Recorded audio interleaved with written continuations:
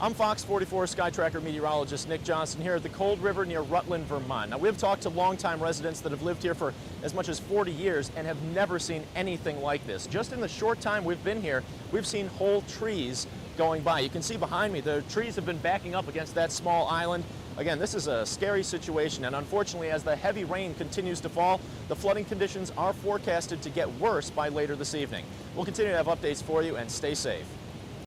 I'm meteorologist Nick Johnston here on Cold River Road outside of Rutland, Vermont. Behind me you can see this is one of the houses that has been evacuated. There have been several houses along this road that have been evacuated today. I just spoke with the homeowners a few seconds ago and they said thankfully they did make it out safe. Now normally the river, they can't even see it from their house. It's about 100 feet back behind that row of trees.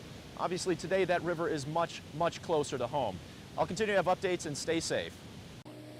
I'm Fox 44 Skytracker meteorologist Nick Johnston here in Rutland. As you can see behind me, this neighborhood is completely flooded, and just in the last few minutes we've continued to see the floodwaters creeping up. Things are getting worse by the minute and the rain is continuing to fall. Streams that are normally no more than a trickle have been overspilling their banks and turning into raging torrents, and rivers are forecasted to hit near record flood stage.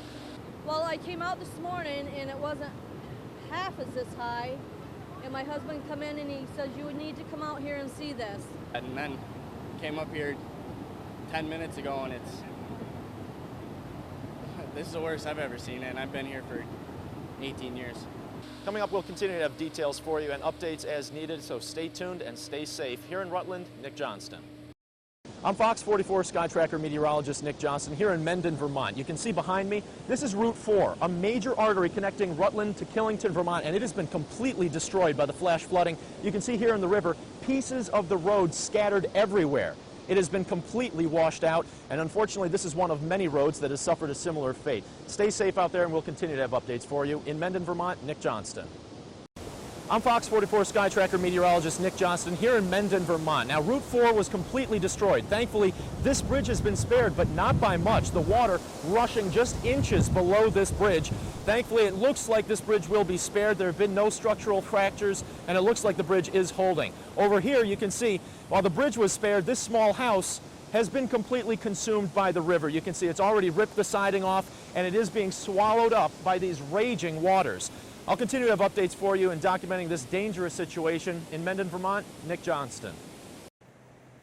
Nick Johnston here in Rutland, Vermont. Now, in the last 24 hours, we've covered a lot of destruction due to Tropical Storm Irene, but none quite like this. Behind me, this once was Route 7, a major artery connecting north to south across the state of Vermont. And as you can see, this morning, Route 7 is essentially gone. This is a 4-lane highway.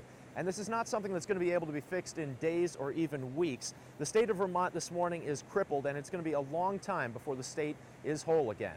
In Rutland, Vermont, Nick Johnston reporting. I'm here today beside the Cold River in Rutland, Vermont. Now, while the water is still running high, it has greatly reduced from where it was yesterday. In fact, yesterday during the peak of the flash flooding, the water had not only overspilled these banks, but the water level would have basically come up to about my chest level.